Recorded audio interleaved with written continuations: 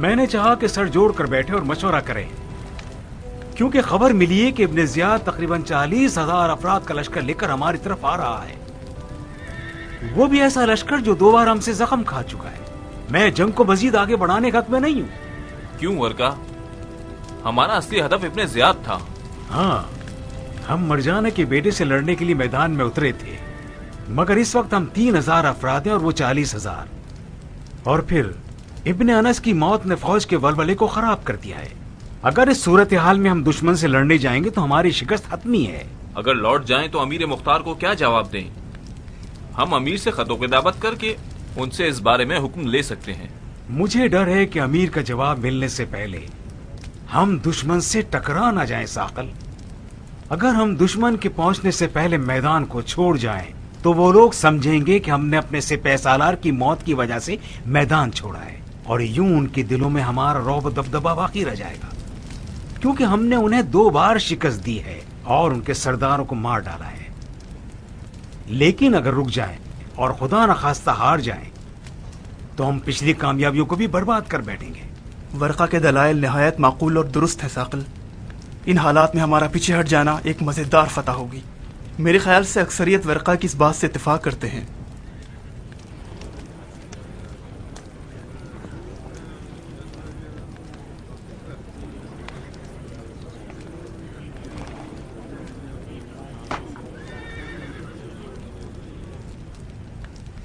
میرے مطابق بھی اگر ہم کوفہ کی طرف لوٹ جائیں تو ہم چاروں طرف سے کامیاب ہیں۔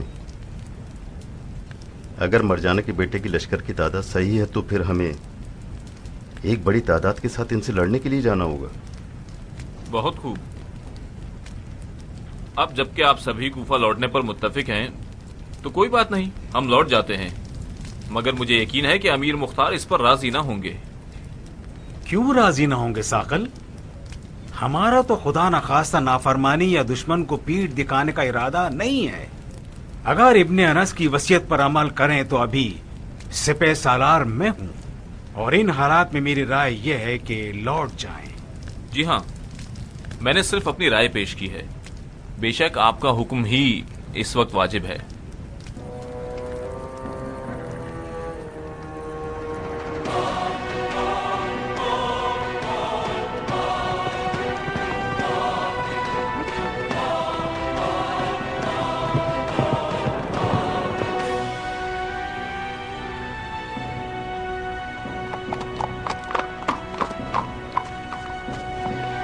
خوش آمدید خوشخبریاں لانے والے پرندے، جنگ کی کیا خبریں ہیں؟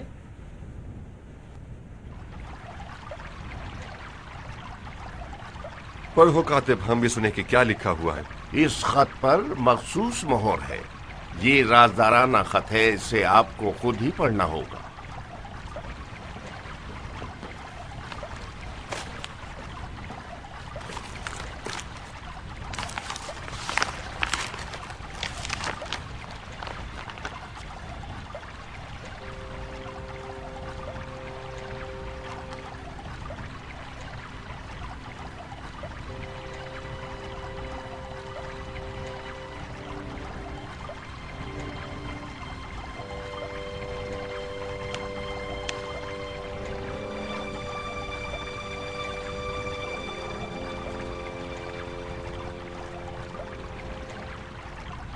بھائیو، ابھی ہمیں اطلاع ملی ہے کہ ہمارے سپاہیوں نے ایک حیرت انگیز مقابلے کے بعد شامیوں پر فتح پا کر لشکر خدا کو فتح یاب کر دیا۔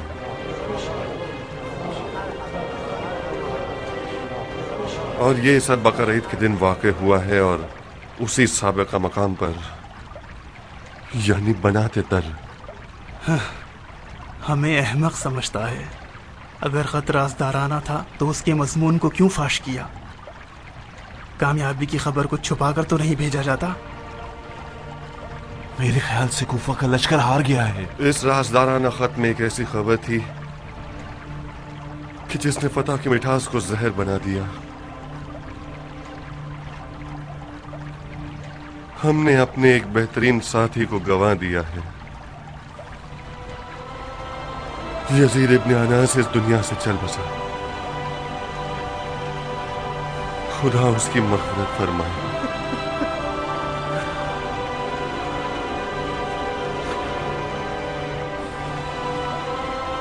بن انس شہید ہو گیا، مگر دشمن کی تیغ سے نہیں۔ وہ ایک مدت سے شدید بیماری میں پڑ گیا تھا اور بالآخر داعی اجل کو لبیک کہہ گیا۔ رحم اللہ من قرأ الفاتحہ۔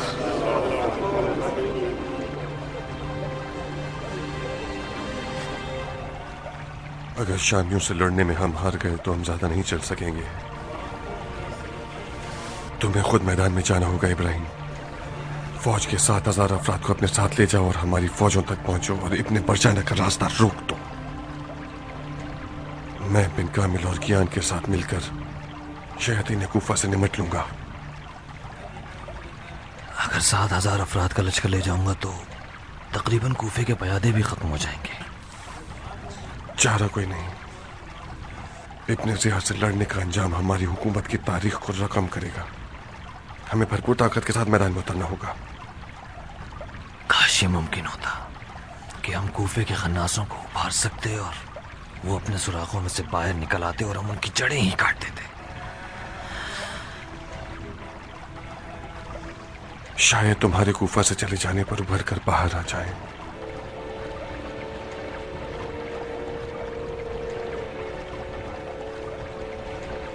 صرف اتنا یاد رکھنا کہ جس منزل پر بھی پہنچو وہاں ایک رات ضرور رکنا اور مجھ سے خط و کتابت ضرور کرنا۔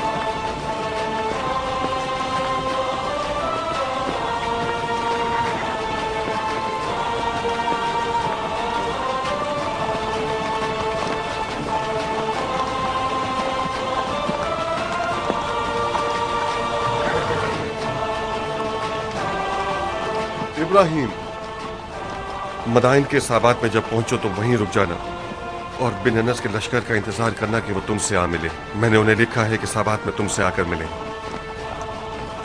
اگر وہ صحابات ہم سے پہلے پہنچ چکے ہوں تو؟ پہلے پہنچ چکے ہوں تو کیا ہی اچھا ہے۔ صحابات پہنچ جاؤ تو مجھے خط لکھنا اور وہاں سے آگے مت بڑھنا جب تک کہ تمہیں میرا خط نہ مل جائے۔ جو حکم امیر۔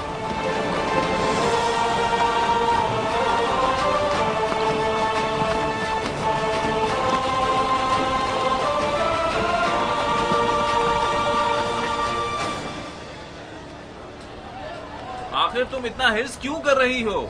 لشکری شام بہت جلد کوفہ پہنچ جائے گا، پھر ہمارے بچے کیا پتھر کھائیں گے؟ تم کیوں ان باتوں پر بھروسہ کر رہی ہو بے وقوف کہیں کی؟ شام کا لشکر کہاں اور کوفہ کہاں؟ میں نے اس ٹولے کے جھوٹ کو سمجھ لیا ہے، اچھی طرح سے ماہر، بڑے ماہر ہیں کہ زمین کو آسمان سے ملا دیں اور خیالی پلاؤ پکا کر لوگوں کو اندھیرے میں رکھیں۔ جو سپہ سالار ایک وبائی مرض میں گرا ہوا ہے، جس فوج کا سربراہ خود بیمار اور کمزور ہے، وہ کیسے دشمن کو دفع کر سکتا ہے؟ او خبیث، بکواس مت کرو، لوگوں کو ڈراؤ مت۔ جائیے اپنے کام کاج پر توجہ دیجیے، جائیے ان منافقوں کی باتوں پر دھیان نہ دیں، جائیے۔ یہ دیکھیے، یہ ہے ان کی منطق۔ اے خدا کے نگہبان، آپ لوگ یہ کیوں چاہتے ہیں کہ لوگ حقیقت سے غافل رہیں؟ آپ لوگ عوام کو قائل کیوں نہیں کرتے؟ اگر شام کا لشکر کوفہ پہنچ جائے، جو کہ بہت جلد پہنچ جائے گا، جانتے ہیں کتنی بڑی مصیبت پیش آئے گی؟ خدا کی قسم وہ لوگ سب ختم کر دیں گے۔ خدا کی قسم کوفے کی فوج ہار چکی ہے۔ یزید ابن انس سپہ سالار لشکر کوفہ مارا جا چکا ہے۔ کیسے اس بات کو مان لیں، کیسے مان لیں کہ 3,000 کوفیوں کا لشکر شامیوں پر فتح یاب ہوگا؟ بظاہر تمہیں زبان کی بات سمجھ نہیں آتی، दारुशुरता में मुंह खोलोगे कि किन के चेले हो? चलो ले जाओ इसे, जाइए अपने अपने काम अली कीजिए। की हुकूमत में सच बोलना कब जुर्म था? खुदा करे ये सब झूठ ही हो। क्या झूठ है क्या सच है? झूठ है, यकीन मत कीजिए। अगर झूठ है तो फिर मालिक अस्तर का बेटा क्यों गया है? बिल्कुल झूठ भी नहीं है और बिल्कुल सच भी नहीं है। झूठ और सच को खुदा पर छोड़े। खाकम बदहन, अगर सच हुआ तो? सच हुआ तो कूफियों का खाना खराब हो जाएगा। शाबाश, किस्मत हमारे साथ है। मुख्तार के हाथ में जो तलवार है वो एक खाली नियाम है। उसकी तलवार बिस्तर के बेटे के पास थी जो कि चला गया। मैंने तमाम तर मुखालफिन से गुफ्तगू की है, सब मैदान में आने के लिए तैयार हैं। इन सब बातों के बावजूद मैं ये मशवरा दूंगा कि इस शख्स की मक्कारी से गाफिल न रहिएगा। मुख्तार वो आदमी नहीं है जो बगैर सोचे समझे कदम उठा लिया है कदम बगैर सोचे समझे। बज़ाहिर बिन अनस की शिकस्त ने उसके जहन को कुंद कर दिया है। झूठ पर झूठ, गलती पर गलती। उसकी सबसे बड़ी गलती अरब और अजम सिपाहियों को एक जैसे हुकूक, तनख्वाहें और मराद देना है। बहुत से मुख्तार के तरफदार कबाइल भी इस हरकत के मुखालिफ हैं। मैं वादा करता हूं कि जैसे ही वो लोग हमारी आवाज सुनेंगे, यमनियों की तरह मैदान में उतर आएंगे।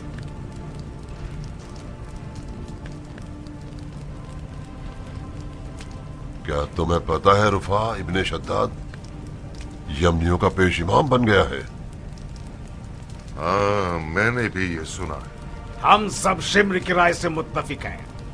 अब वो वक्त आ गया है कि हम मुख्तार पर एक कारी ज़र्ब लगाकर कूफे को उसकी वहशत से निजात दिलाते हैं। खुदा की कसम में बड़ी मुद्दतों से सुकून की नींद नहीं सो सका हूं। भला ये भी कोई जिंदगी हुई?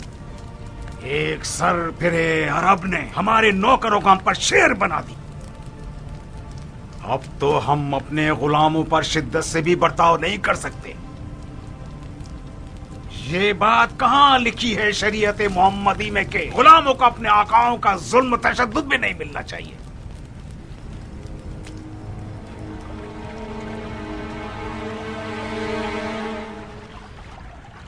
मुझे गुमान है कि इब्राहिम के जाने से हमारे मुखालिफिन हंगामा आराई करेंगे।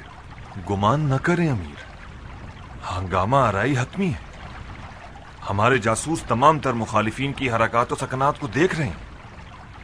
रुफा इब्ने शद्दाद यमनियों के साथ एक तरफ से और शिमर और सबस का लाओ लश्कर दूसरी तरफ से। ताज्जुब है, रुफा क्यों? जंग जमल को याद करोगे तो तुम्हारे क्यों का जवाब मिल जाएगा। रुफा का मामला बिल्कुल तलहा और जुबैर की मानंद है। काश आप इब्राहिम को भेजने का फैसला चंद दिनों के लिए मुलतवी कर देते अमीर। उससे क्या होता कियान? हंगामा आराई का खतरा टल जाता। हमें चंद रोज की मोहलत चाहिए ताकि साजिशी अनासर के बड़ों को कैद कर सके। हम उन्हें कैद कर लें इस जुर्म में कि वो हंगामा आराई का इरादा रखते हैं? नहीं कियान, ये रविश हमारी अदल का नारा लगाने वाली हुकूमत के शाह निशान नहीं। मैं कातिलान हुसैन से किसास लेने के लिए किसी बहाने की तलाश में था ताकि हमारी हुकूमत का मुनसिफाना भरम अवाम की नजर में कायम रहे। शरीयत मुक़द्दस ने गुनाहगारों को तौबा करने की गुंजाइश दे रखी है और मैं ये जानता हूं कि इस टोले ने हमारे इंतकाम की तेज तलवारों के खौफ से तौबा की है। तो कुछ ऐसा करूं कि उनकी नजिस तनीयत खुलकर सबके सामने आ जाए। खुदा की कसम, अगर उन लोगों ने तलवार खींचकर क़याम कर लिया तो अपनी जिल्लत और मौत के दिन को बहुत करीब ले आएंगे। इब्राहिम के जाने के बाद हम इन थोड़े से सिपाहियों के साथ इन लोगों का मुकाबला नहीं कर सकते। अगर हम बरहक हैं तो खुदा इन खारदार रास्तों से बचकर गुजरने की राह में जरूर दिखाएगा। बिन कामिल, दारुशुरता के सुस्त और मशकूक सिपाहियों को छोटे मोटे कामों पर मुकर्रर कर दो और मुमकिन हंगामे से निपटने के लिए क़याम के तरफदार सिपाहियों को मुकर्रर कर दो।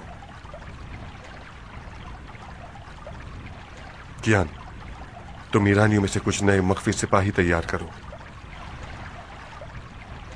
खुदा ने चाहा तो आज किया कि जिल्लत और ख्वारी का दिन करीब।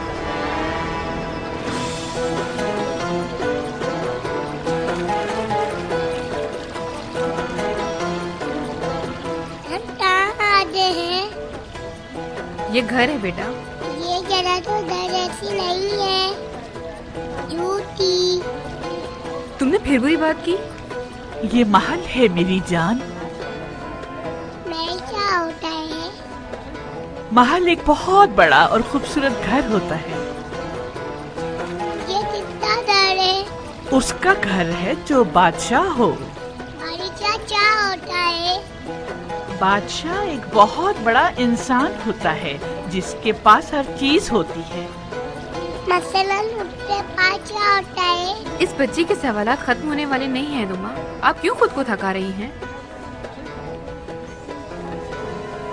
آؤ میری گود میں تمہیں اس کی کہانی سناتی ہوں.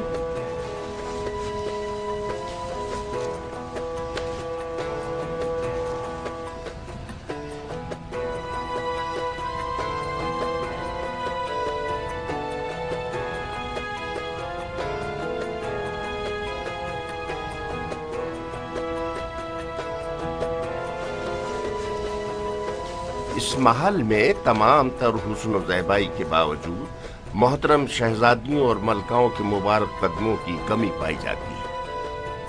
خوش آمدید. امید ہے کہ یہ ایام آپ سب کی طبیعت کے مطابق گزرے.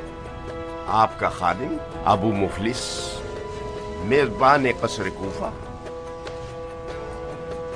مختار گھر چھوڑنے کے معاملے میں حق بجانب ہے. اسے پورا حق تھا کہ ساری زندگی اس کا دل اور اس کی نظریں محل کی تاک میں تھیں. اچھا ہے،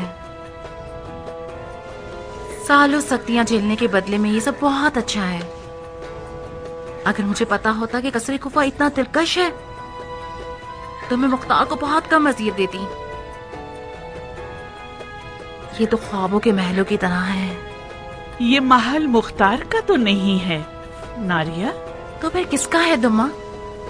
تمہارا بیٹا، میرا نازنین شوہر، اس محل کا بادشاہ ہے.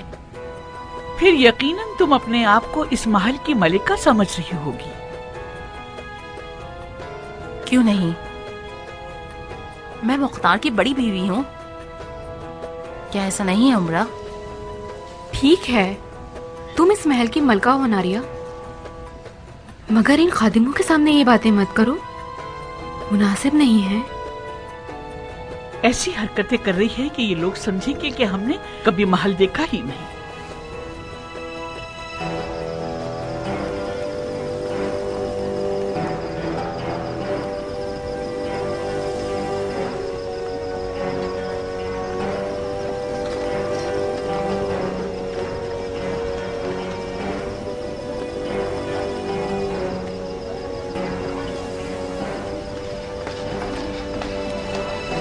شیریں صاحبہ، نیا گھر مبارک ہو.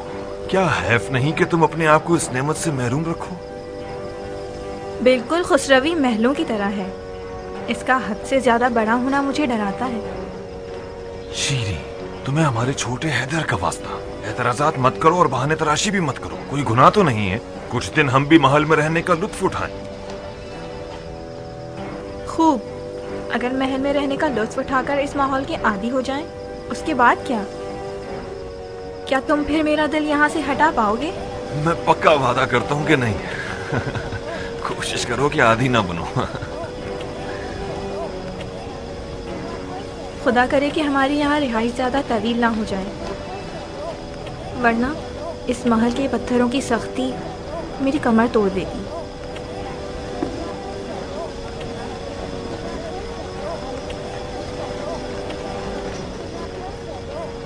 تم لوگ اندر جاؤ، میں مختار کو دیکھ کر آتا ہوں. ہمیں تو کسی جگہ کا علم نہیں ہے. علم ہونے کی ضرورت نہیں ہے بانو. اس دروازے سے سیدھے اندر جاتے رہو. مرکزی دروازے پر ابو مفلس نامی شخص دکھے گا جو آپ لوگوں کو راستہ بتانے کے لیے منتظر ہے. آؤ شیریں، یہ ایک کڑوا گھونٹ ہمیں پینا ہی پڑے گا.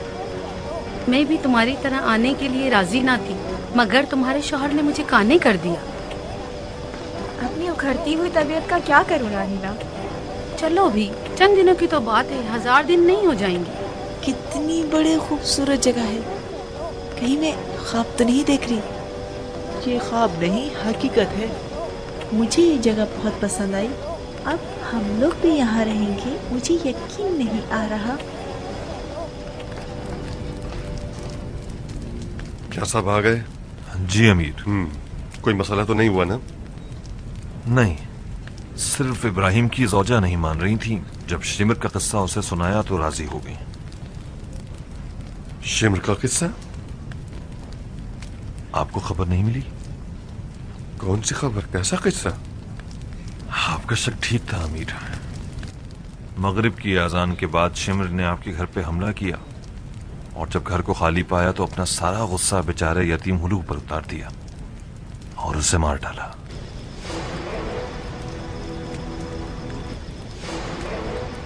بیچارہ ہولو، وہ خونخوار جانور میرے ہاتھ لگ جائے تو میں اس کا قیمہ بنا دوں گا۔ مجھے پتا تھا کہ یہ بھیڑی جیسے ہی کچھار کو شیر سے خالی دیکھیں گے فوراً پنجے دکھانا شروع کر دیں گے۔